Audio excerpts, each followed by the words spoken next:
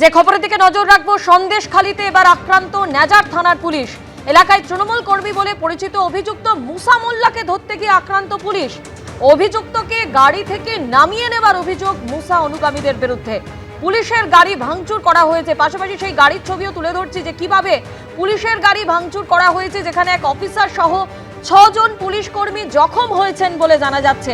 কিন্তু যে প্রশ্ন উঠছে, যেখানে পুলিশ একজন অভিযুক্তকে ধরতে যাচ্ছে, কার ইন্ধনে এরকম বেপরোয়া মনোভাব, যেখানে অভিযুক্তকে একেবারে গাড়ি থেকে ছিনিয়ে নিয়ে যাচ্ছে তার অনুগামীরা, এই প্রশ্ন কিন্তু একাধিকবার উঠছে।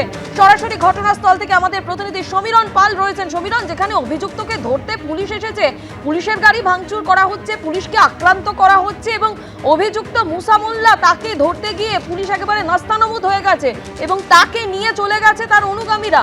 এইরকম একটা পরিস্থিতি কার ইন্ধনে?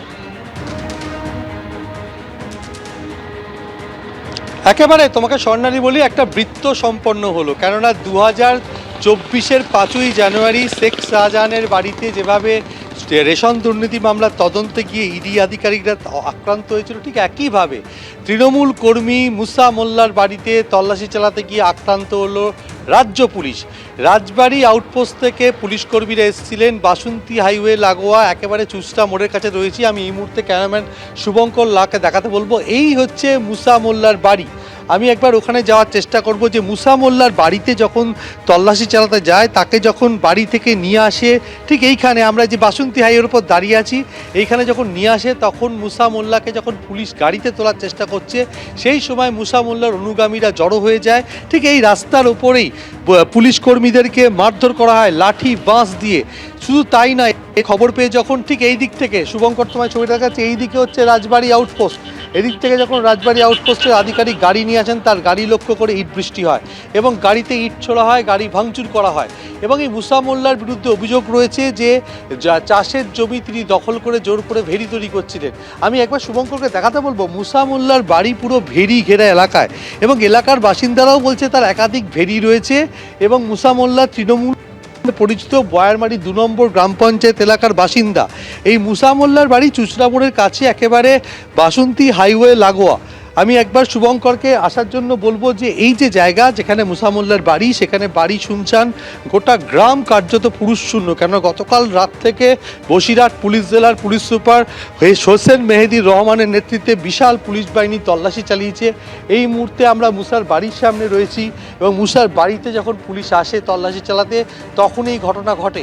এবং যে ঘটনা ঘটে, অর্থাৎ একটি ভেড়ি জোর করে তিনি দখল করছিলেন, অর্থাৎ যে অভিযোগ সন্দেশখালী কাণ্ডে বারবার উঠে এসেছিল শেখ শাহজাহান শিবু আলতাদের বিরুদ্ধে, যে চাষের জমিতে দখল করে জোর করে নোনা জল ঢুকিয়ে দেওয়া, আর এরকমই একটা জমি দখল করা নিয়ে গণ্ডগোল এবং বসিরহাট মহকুমা আদালতের পক্ষ থেকে 144 ধারা জারি করা হয়েছিল। সেই 144 ধারা লঙ্ঘন করছিল মুসা মোল্লা, আর সেই কারণে পুলিশের পক্ষ থেকে বারবার তাকে রাজবাড়ী আউটপোস্টে হাজিরা হওয়ার জন্য নোটিশ দেওয়া হয়, কিন্তু মুসা মোল্লা হাজির হয়নি। তারপরে পুলিশের পক্ষ থেকে একটি মামলা রুজু করা হয় মুসা মোল্লার বিরুদ্ধে, এবং যাতে সেই মামলায় বলা হচ্ছিল যে জোর করে ভেড়ি তৈরি করছিলেন এবং সেই ব্যাপারে তাকে জিজ্ঞাসাবাদ করার জন্য গতকাল রাতে তদন্তে এসেছিলেন। রাত 11টা নাগাদ এই বাড়িতে আসে রাজবাড়ী আউটপোস্টের পুলিশ আধিকারিকরা এবং সেখানে তাকে যখন নিয়ে চলে যাওয়ার চেষ্টা, ততক্ষণে মুসা মোল্লা তার অনুগামীদেরকে ফোন করেছেন এবং অনুগামীরা জড়ো হয়ে যায় এবং সঙ্গে সঙ্গে যখন এই বাসন্তী হাইওয়ের ওপরে, এই যে বাসন্তী হাইওয়ের ওপরে তখন পুলিশ তাকে গাড়িতে তোলার চেষ্টা করছে, তখনই মুসা মোল্লার অনুগামীরা পুলিশের ওপর চড়া হয় লাঠি বাঁশ নিয়ে, তাদেরকে মারধর করা হয়, মুসা মোল্লাকে ছিনিয়ে নেওয়া হয় গাড়ি থেকে। এখনও পর্যন্ত 9 জনকে গ্রেপ্তার করা হয়েছে। গোটা এলাকা কার্যত পুরুষশূন্য হয়ে পড়েছে এবং বাকিদের খোঁজ চালানো হচ্ছে। মুসা মোল্লা এই সময় ঘটনাস্থল থেকে পালিয়ে যায়। মুসা মোল্লার খোঁজ চালাচ্ছে নেজার থানার পুলিশ, কিন্তু এখনও পর্যন্ত 9 জনকে গ্রেপ্তার করা হয়েছে এবং বাকিদের খোঁজে রাতভর তল্লাশি চালানো হয়েছে, আরও তল্লাশি চলছে। এবং যে 9 জনকে গ্রেপ্তার করা হয়েছে তাদেরকে বসিরহাট মহকুমা আদালতে আজকে পেশ করা হবে।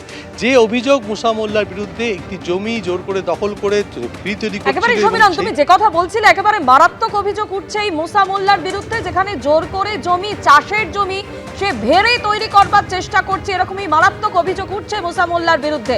শুধুমাত্র নেজাটের এই ঘটনাই নয়, এর আগে হয়তো আপনাদের মনে আছে যে এই সন্দেশখালীতে 2024 সালের 5ই জানুয়ারি আক্রান্ত হয়েছিলেন ইডি আধিকারিকরা।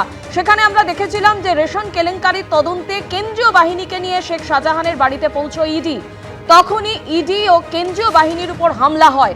হামলাকারীদের মধ্য থেকে শেখ শাহজাহানের নামে ওঠে স্লোগান। একেবারে মারতে মারতে এলাকা ছাড়া করা হয় ইডি আধিকারিকদের। কেন্দ্রীয় বাহিনী জওয়ান তারাও কিন্তু পালিয়ে যান। আর সেই ঘটনা 2 বছরের মাথায় কিন্তু ন্যাজাটের এই ঘটনা, যেখানে মুসা মোল্লা, যার বিরুদ্ধে গুরুতর অভিযোগ রয়েছে এবং তাকে একাধিকবার নোটিশও দেওয়া হয়েছে, আজ যখন পুলিশ তার বাড়িতে যায় সেই সময় তার অনুগামীরা একেবারে গাড়ি থেকে মুসা মোল্লাকে ছিনিয়ে নিয়ে যায় এবং পুলিশের গাড়িতে ভাঙচুর চালায় পুলিশ কর্মীরা। এখনো পর্যন্ত যা খবর, 6 জন আহত হয়েছেন।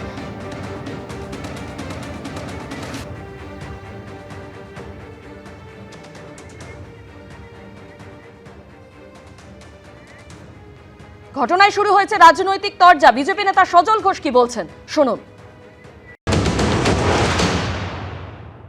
এরা সবাই শাহজাহান হুমায়ুনের বংশধর। এদের কাছে রাজ্য পুলিশ কিংবা কেন্দ্রীয় পুলিশ ব্যাপার নয়, কিন্তু এরা সবাই তৃণমূল। আর মারছে যাকে, তারা হচ্ছে তৃণমূলেরই পুলিশ। এদের স্বার্থে ঘা পড়লে এদের কাছে রাজ্য কেন্দ্র কোনো কিছু আলাদা নয়। এরা যে মমতা মাইকি জয় করছে আর মমতার পুলিশকে ধরে মারছে, কারণ এরা কেউ রাজনৈতিক কর্মী নয়, এরা তৃণমূলের কর্মচারী। এদের কাজ শুধু টাকা তোলা। আর they are all controlled by Shahjahan. Shahjahan জেলের ভেতরে বিলাসবহুল জীবন কাটাচ্ছে। জেলের ভেতর থেকে পুরো ফোনে ফোনে সমস্ত কিছু সে অপারেট করছে। নেজাতেই আছে, সন্দেশখালিতেই আছে। এর আগে সন্দেশখালীতে 2024 সালের 5ই জানুয়ারি, যেদিন ইডির আধিকারিকরা আক্রান্ত হয়েছিলেন, রেশন কেলেঙ্কারির তদন্তে তারা কেন্দ্রীয় বাহিনীকে সঙ্গে নিয়ে গিয়েছিল এবং সেই সময় সন্দেশখালীর বেতাজ বাদশা শেখ শাহজাহানের নাম কিন্তু বারে বারে উঠে এসেছিল এবং যারা হামলা চালিয়েছিল ইডি আধিকারিকদের উপরে, ইডি আধিকারিক এবং কেন্দ্রীয় বাহিনী, তারা কিন্তু সেই জায়গা থেকে পালিয়ে যায়। অন্যদিকে ন্যাজাটের এই ঘটনাতেও কিন্তু যার নাম উঠে আসছে মুসা মোল্লা। মুসা মোল্লার বিরুদ্ধে এর আগেও নাকি একাধিক অভিযোগ উঠেছে এবং পুলিশ বারবার তাকে নোটিশ পাঠিয়েছে। কিন্তু কে এই মুসা মোল্লা? সরাসরি আমাদের প্রতিনিধি সমীরণ পালের থেকে জানবার চেষ্টা করব। সমীরণ, মুসা মোল্লার পরিচয় কি? দেখো, মুসা মোল্লা একজন তৃণমূল কর্মী এবং পঞ্চায়েত প্রধান এবং উপপ্রধানের ঘনিষ্ঠ, এবং সেই কারণে প্রধান উপপ্রধানকে আটক করে জিজ্ঞাসাবাদ করছে বয়ারমারি 2 নম্বর গ্রাম পঞ্চায়েত এলাকার। এবং এই মুহূর্তে আমরা রয়েছি একেবারে ভেরি অধ্যুষিত এলাকা এবং এই চুচুড়া এলাকা, সেখানে একাধিক ভেরি রয়েছে মুসা মোল্লার। আপনি মুসাকে চেনেন? মুসা মোল্লার নাম শোনেন না? এলাকার মানুষজনও দেখতে পাচ্ছ যে মুখে কুলু পেটেছেন এবং বাকিদের সঙ্গে কথা বলার চেষ্টা করব।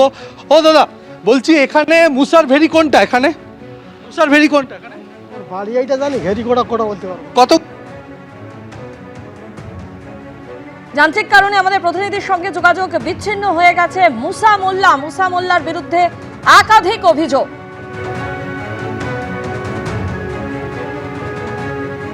যেমনটা জানা যাচ্ছে যে তার একাধিক ভেরি রয়েছে সেখানে এবং এবারে তার বিরুদ্ধে যে গুরুতর অভিযোগ উঠেছে, চাষের জমি জোর করে ভেরিতে পরিণত করবার চেষ্টা করছিলেন মুসা মোল্লা এবং তারপরই তার নামে অভিযোগ যায় পুলিশের কাছে।